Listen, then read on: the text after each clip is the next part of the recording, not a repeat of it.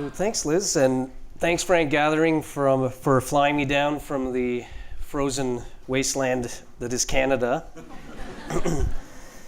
where Canadians are thinking about you, our progressive friends here in the U.S., with a fair amount of concern since the election.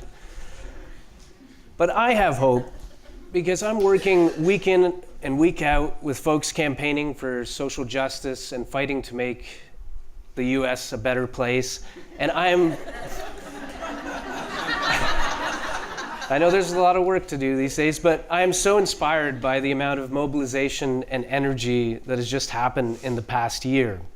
Seriously, I mean, mountains have been moved here. And I mean, that being said, we can definitely use more power for the progressive advocacy sector to get the job done even more in 2018. So, allow me to share my geeky passion with you here, and I hope that it will be part of the puzzle for building more progressive power this year, here in the US, but also across the world. So for the past 20 odd years, my focus in my career has been on how digital and networked culture changes the way that social change campaigning happens. And I'm particularly obsessed with how campaign innovation happens. Because right now there's some upstarts and early adopters like 350.org, like Indivisible since the election, like Movimiento Cosecha fighting for DACA, that are really ramping up fast, scaling really efficiently, and kicking some serious butt. But there's also a lot of other groups and other causes that are just as worthy, where they haven't quite figured out how to move so fast and how to kick as much butt.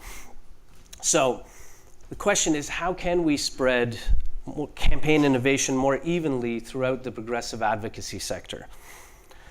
So I'm going to tell you a couple of stories of how I've observed campaign innovation happening across the world. So despite its clunky name, this campaign is really quite amazing.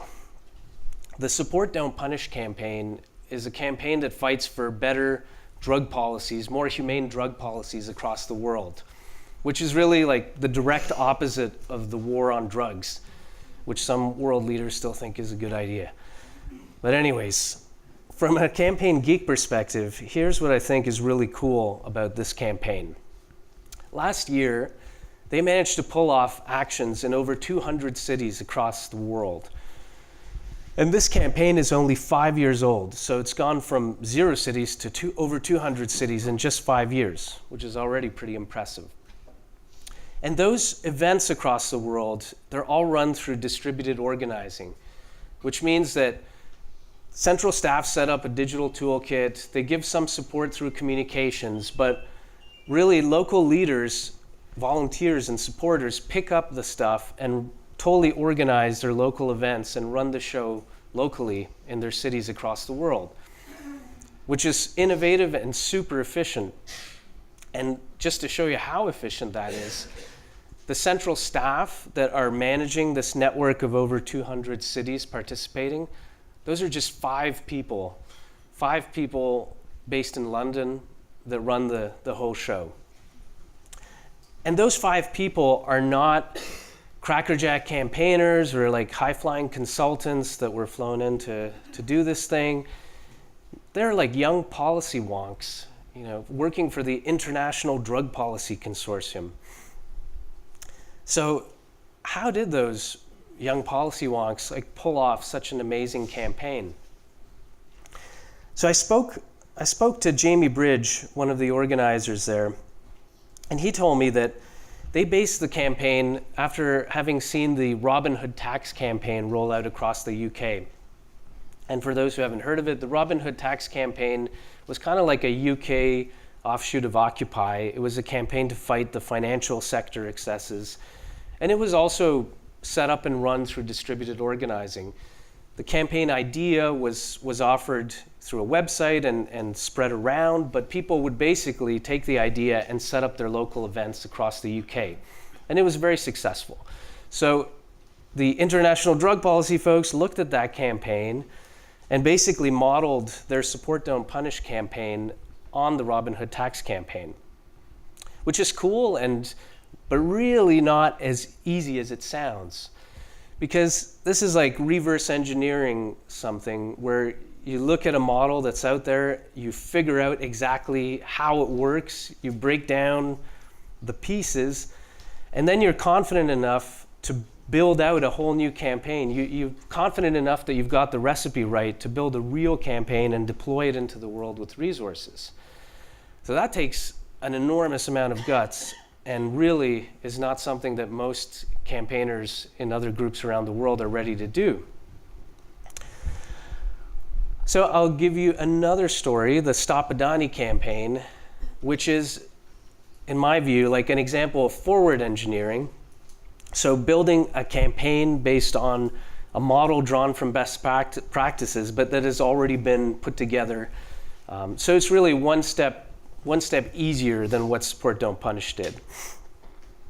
So the backstory here is that in 2016, my colleague Jason Mogus and I, we did research into what made over 50 of the world's top advocacy campaigns successful. So a lot of these campaigns were in the US, but some from around the world. Because they were successful, we wanted to break them down and see if there were any common practices or common strategies that lay behind these campaigns to try to surface a recipe that could be used by other advocacy campaigners to build new campaigns.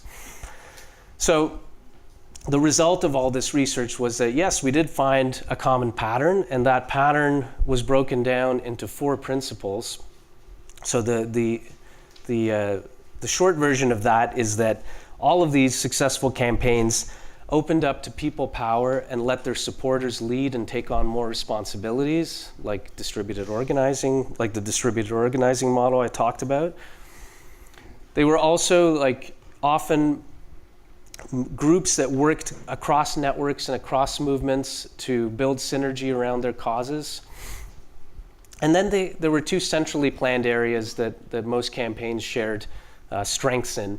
One was really good cause framing and storytelling, and then running a tight ship and doing a lot of testing and data-based, campaign performance stuff and checking out, how you're doing and adapting on the fly. So those were the common elements to the successful campaigns, and we broke it down into this report. And then we took this report on the road and presented it at different places. And Jason went to the 2016 Netroots Nation conference here in the US. And in the crowd were some Australians who listened to the panel on the report and the directed network campaigning model.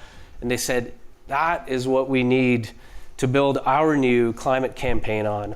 A campaign to stop the world's biggest new planned coal project in Australia.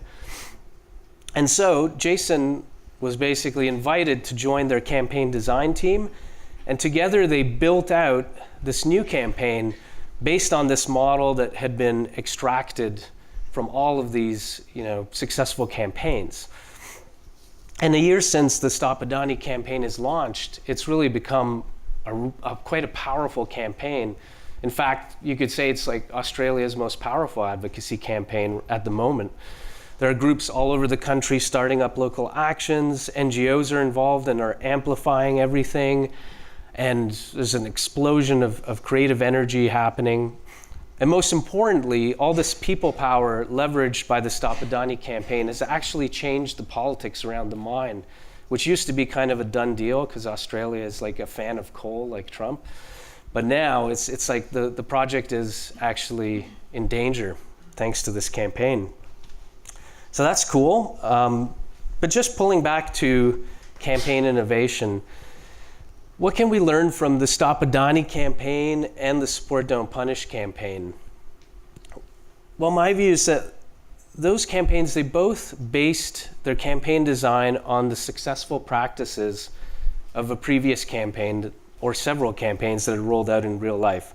So these models based on successful best practices, I like to call them blueprints because they're kind of like a rough architecture that's solid enough because it's based on stuff that worked out there in the world, but it's also open enough to accommodate, adaptation and change.